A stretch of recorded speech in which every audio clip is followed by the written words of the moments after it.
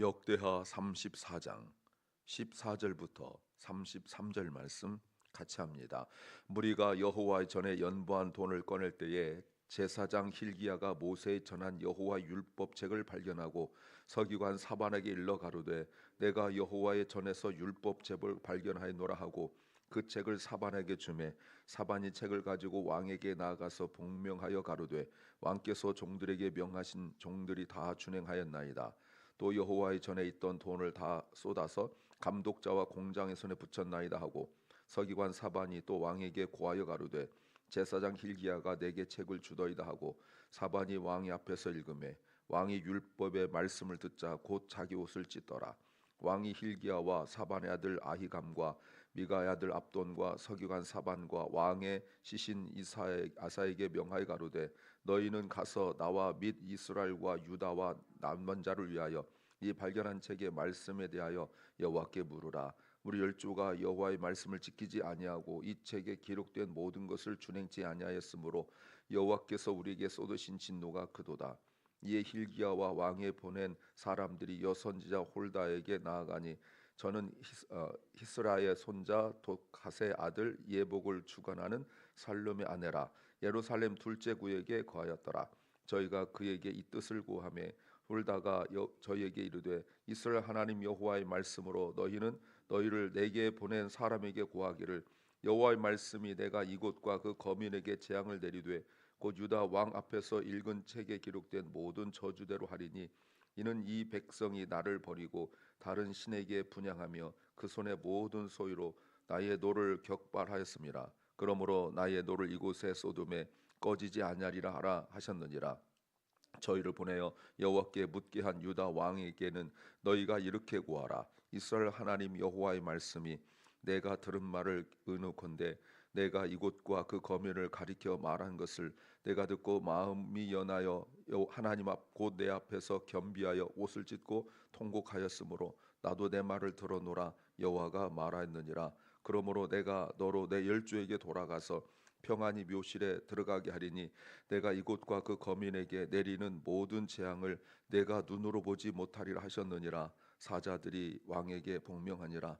왕이 보내어 유다와 예루살렘의 모든 장로를 불러 모으고 여호와의 전에 올라가매 유다 모든 사람과 예루살렘 거민과 제사장들과 레위 사람들과 모든 백성이 무릇 노소하고 다 함께한지라.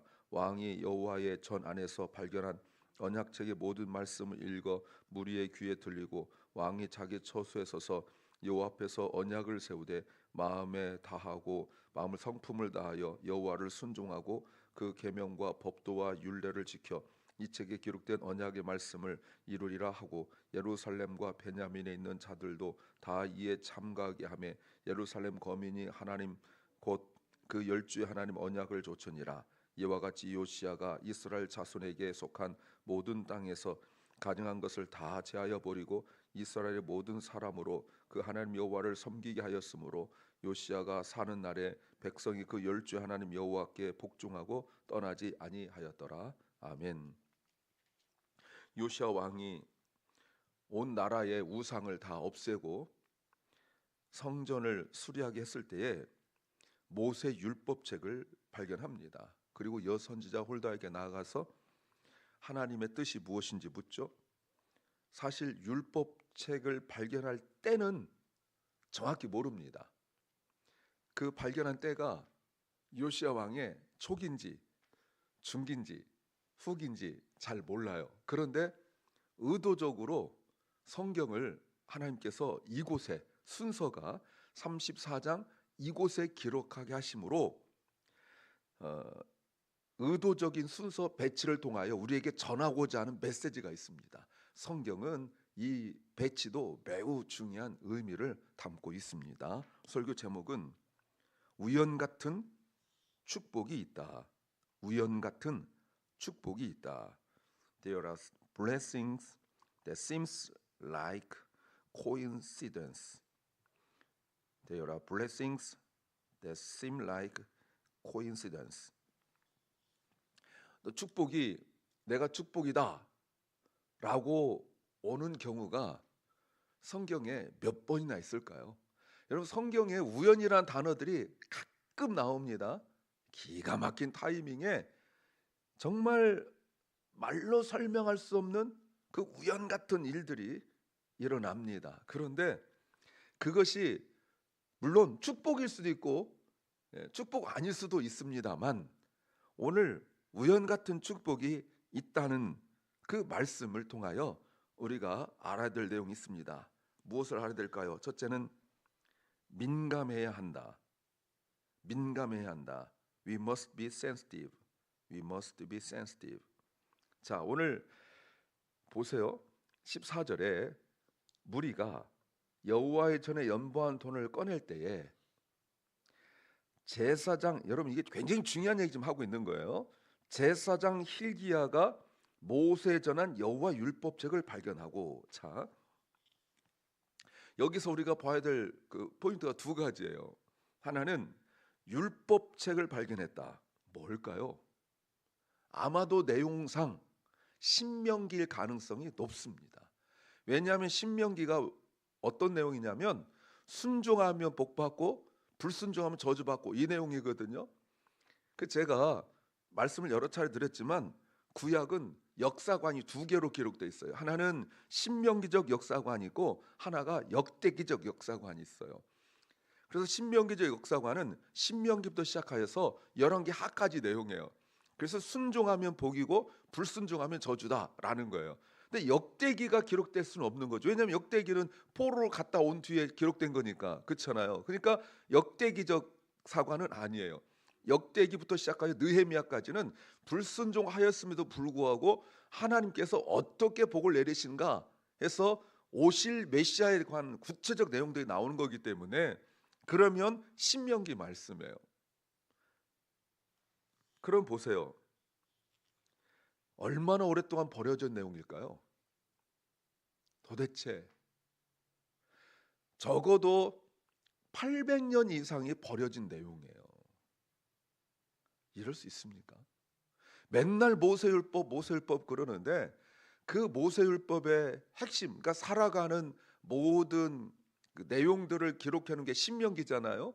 근데 신명기 말씀이 800여 년간 방치되어 있고 버려져 있는데도 여러분 그냥 살아왔다는 게 이스라엘의 치명적인 잘못. 그러니까 맨날 말씀대로 산다. 우리한테 적용해 보면 말씀대로 산다, 말씀대로 산다 하면서 정작 어느 말씀 사느냐 하면 말할 게 없는 그런 신앙생활을 해왔다라고 보는 거예요. 놀라운 일이죠. 히스기야가 성전을 청결할 때도 발견되지 않았는데 요시야 왕 때 발견되었다는 거예요. 또 하나 기가 막힌 게 뭔지 아십니까? 히스기야는 돈이 많았습니다. 아시죠? 그래서 처음에는 황소 7마리 했다가 나중에 7,000마리 바치고 어마어마 바치고 돈이 너무 많았다고 했는데, 그 아들 므낫세가 55년 동안 우상 숭배하면서 그 돈을 다 써버리고 또 아수르한테 바벨론한테 잡혀가느라고 또 돈 다 빼앗기고 해가지고 정작 요시야가 왕이 됐을 때는 돈이 하나도 없어가지고, 왕인데 돈이 없어가지고요, 야 성전 청소해라고 하면서 돈을 못 내놨어요. 그러니까 말만 왕이에요. 그래서 어떻게 했냐면 백성들에게 헌금해라 해가지고 그 헌금을 했던 거잖아요. 무엇을 위하여? 성전 수리를 위하여. 그런데 여러분 두 번째 정말 중요한 게 뭐냐면 14절에서 제사장 힐기야가 발견했다는 거예요. 이게 하나님의 섭리예요. 왜 그랬을까요? 제사장이니까 말씀을 아는 거예요. 만약에 일반인이 발견했다면 그냥 쓰레기예요. 그냥 있는 그냥 하나의 물건에 지나지 않으니까 싹 버려버렸을 거예요. 근데 제사장 눈에 보였기 때문에 제사장이 펴보니까 이거 말씀 같은데 해가지고 서기관에게 가져온 거예요. 왜? 서기관은 말씀을 더 정확하게 알으니까. 여러분 이것이 기가 막힌 섭리예요. 또 하나 굳이 하나 더 넣자면 서기관 사방 같은 사람이에요. 왜? 신실한 사람이니까 말씀이 무엇인지 알았다는 거예요. 크게는 두 가지. 신명기 말씀을 발견했다는 거, 그리고 제사장이 발견했다는 거. 놀라운 일입니다. 이게 하나님의 우연 같은 일을 통하여 누가 발견하느냐도 굉장히 중요한 거예요. 아무 눈에나 띄지 않는 거예요. 사반이 이걸 읽고 어떻게 하는지 보십시오. 가지고 왕에게 와요. 왜 왔을까요? 왕이 말씀을 들을 수 있는 사람이기 때문에 온 거예요. 므낫세 같은 사람에게는 안 가죠. 그리고 그렇게 신실한 종들이 있지도 않아요. 갖다 읽어주니까 19절 요시야 왕 반응을 보십시오. 왕이 율법의 말씀을 듣자 자기 옷을 찢더라. 회개죠. 왜냐하면 신명기 말씀이 순종하면 축복인데 불순종하면 저주고, 읽으면서 요시야 왕의 마음속에 이거는 100% 저주예요. 이거는 100% 멸망당하는 거예요. 사랑 여러분, 물론 히스기야 때도 신실하게 살았고 므낫세도 후반기에 신실하게 살았어요. 그런데 율법책을 발견하고 더욱 자신의 믿음을 점검한 사람은 요시야밖에 없어요. 매우 중요한 거예요. 이 모든 일이 아주 우연 같은 일로 시작했는데 영적으로 민감했기 때문에 가능한 일입니다. 두 번째는 정해진 길을 간다. 정해진 길을 간다. We walk on the path that is set. We walk on the path that is set. 이 말씀을 딱 들었을 때 왕이 20절 hil기야와 사반의 아들 아히감과 미가의 아들 압돈과 서기관 사반과 왕의 시신 아사에게 명하기를, 21절 너희는 가서 나와 및 이스라엘 유다의 남은 자를 위하여 이 발견한 책의 말씀에 대하여 여호와께 물으라. 왜요? 나라가 잘못 가고 있다는 거 알았거든요. 보세요 여러분, 지금 요시야가 앞에도 없고 뒤에도 없는 그 왕으로서 좌우로 치우치지 않고 다윗의 길로 곧바로 말씀의 길로 가고 있는데, 듣고 잘하고 있네, 이 정도면 뭐 하고, 내 아버지는 이렇게 못했어, 뭐 누구는 이렇게 못했어 라고 할 수 있는데, 말씀을 딱 들었을 때 이 말씀에 대하여 어떤 반응을 보이는지 뭐란 말이에요. 놀라운 일이죠. 말씀대로 분명히 심판이 있다면 어떡하느냐. 지금 예레미야가 사역을 시작했을 때예요. 그래서 예레미야가 사역을 시작하면서 이스라엘의 멸망, 남유다의 멸망을 선포했죠. 이미 북이스라엘 멸망당한 상황 속에 있는 거예요. 그때 요시야가 뭐라고 말하냐면 여호와께 물으라 이렇게 말합니다. 그래서 나중에 여선자 훌다가 뭐라고 말하냐면 왕의 이름을 26절에 너희를 보내어 여호와께 묻게 한 유다 왕. 여러분, 이게 왕의 별명이에요. 이런 사람 없었어요. 다 자기가 아는 척하고, 다 자기가 뭔가 깨달은 척하고 자기 마음대로 했지, 이렇게 여호와께 물은 왕도 없었고 별명이 여호와께 물은 왕이란 말도 없었어요. 놀라운 일이죠. 근데 누구한테 가는지 보십시오. 22절 여선지자 훌다에게 가요.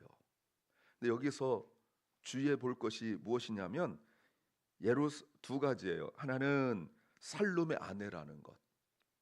그러니까 대단한 분이 아니었어요. 누구누구의 아내에 불과한 그런 존재 같은 사람이, 더군다나 여러분 여기서 둘째 구역이라는 게 보이십니까? 둘째 구역? 예. 둘째 구역이라는 것은 그냥 일반적으로 말하면 신시가지예요. 신시가지. 그러니까 이쪽 지역에 있는데, 우리도 신시가지 새로운 지역을 만들면 개발하잖아요. 신시가지예요. 그런데 또 다른 의미가 있어요. 가난하고 못 사는 사람들 동네. 우리는 지금은 신시가지 어떻습니까? 더 좋은 동네잖아요. 신시가지가 개발됐어. 그러면 더 집 좋게 짓잖아요. 근데 여러분, 이 성이 있고 이런 데서는요, 권력 있고 부자인 사람들 안 움직입니다. 딱 이미 자리 잡았는데 뭐하러 움직이겠어요. 투기할 것도 아닌데. 그러니까 누가 움직이냐면 가난한 사람들이 움직여요.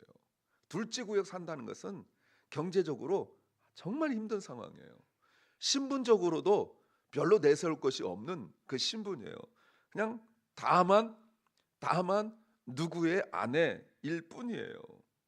놀랍죠. 그런데 영적으로 깨어 있으니까 보십시오. 가잖아요. 이게 지금 요시아와 그리고 그 왕 옆에 있는 권력자들의 겸손하고 겸비한 모습이에요. 그래서 여선자 훌다도 그런 말 하지 않습니까? 겸손하고 겸비했다라고 말하고 있잖아요. 27절에 내가 이곳과 그 거민을 가리켜 말한 것을 내가 듣고 마음이 부드러워져서 연하여 하나님 앞 곧 내 앞에서 겸비하여 옷을 찢고 통곡하였으므로 나도 내 말을 들어노라. 여러분, 놀라운 일이 일어나고 있는 거예요. 그런데 하나 궁금한 게 있죠. 왜 예레미야에게 가지 않았을까? 분명히 예레미야 시대인데 왜 예레미야에 가지 않았을까?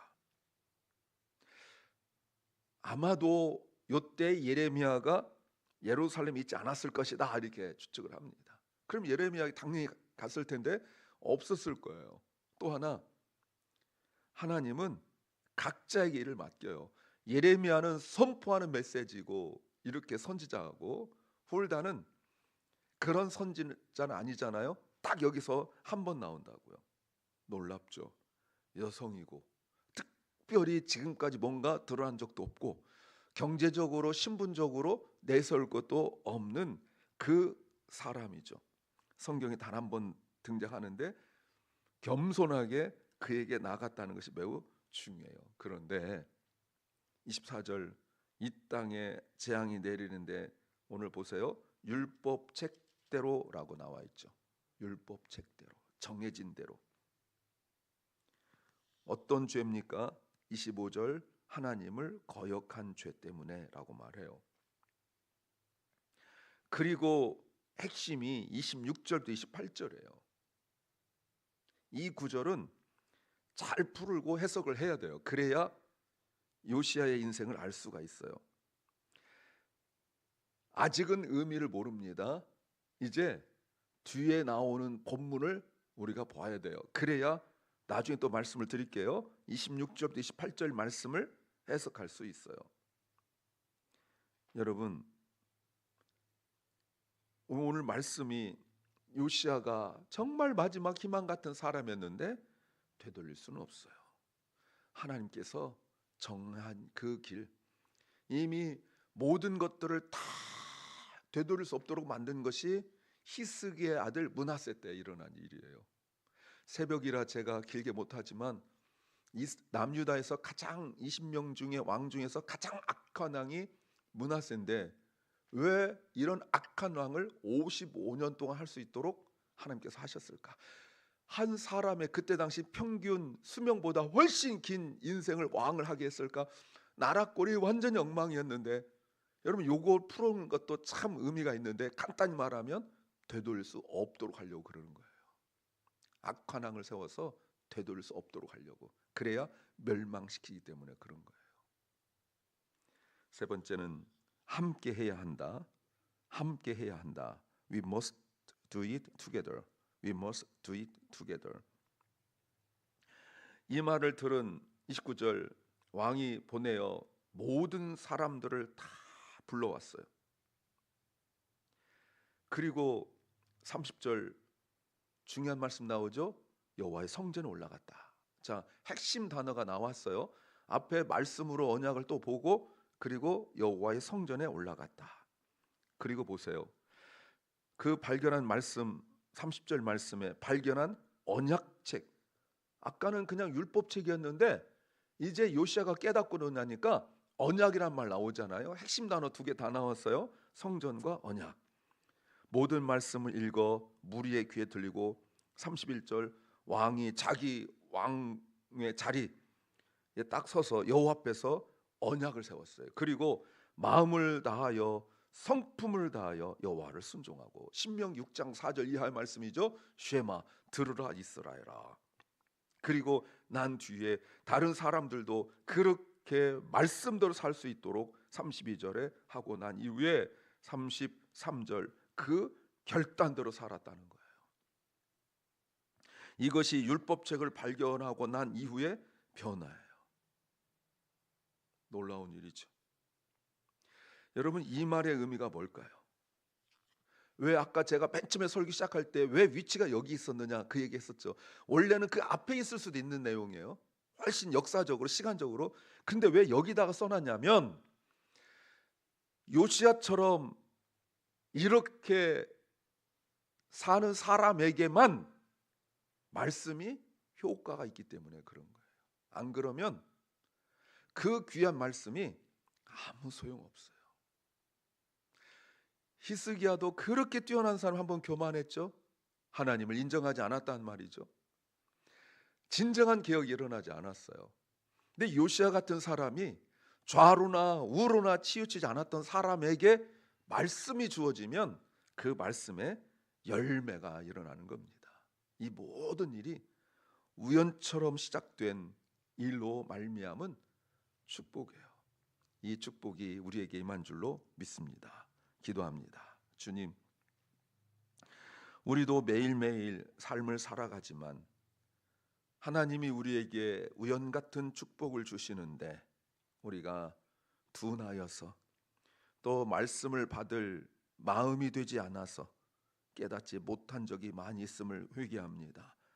겸손한 마음으로 하나님께 말씀을 묻는 자가 되게 하여 주시옵소서. 아버지 하나님, 사랑 결란과 우리 자녀들이 또 몸의 질병, 마음의 질병으로 고통당하고 있는 심령들이 경제적으로나 또 상황적으로, 환경적으로 또 신분으로 어려움을 겪고 있는 모든 심령들을 주님이 불쌍히 여겨 주시옵소서. 아버지 하나님, 간구합니다. 미국 셧다운이 계속되고 있는데 하나님, 주의 은혜가 필요합니다.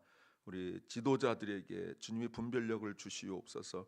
아버지 하나님, 또한 한국에서는 미국 대통령과 중국의 또 대표 그리고 한국 대통령 모든 만남들이 이루어지고 있는데 그곳에도 주님이 개입하시고 주님이 간섭하셔서 주의 섭리 가운데 주의 뜻이 이루어지게 하여 주시옵소서. 오늘 하루도 우리에게 주신 주님 감사와 찬양의 하루가 되게 하시고 주님 우리에게 맡기신 일들을 충실하게 성실하게 감당하게 하여 주시옵소서. 예수님 이름으로 기도하옵나이다. 아멘. 하늘에 계신 우리 아버지여, 이름이 거룩히 여김을 받으시오며 나라의 마옵시며 뜻이 하늘에서 이룬 것 같이 땅에서도 이루어지이다. 오늘날 우리에게 일용할 양식을 주옵시고 우리가 우리에게 죄 지은 자를 사하여 준 것 같이 우리 죄를 사하여 주옵시고 우리를 시험에 들게 하지 마옵시고 다만 악에서 구하옵소서. 대개 나라와 권세와 영광이 아버지께 영원히 싸움나이다. 아멘.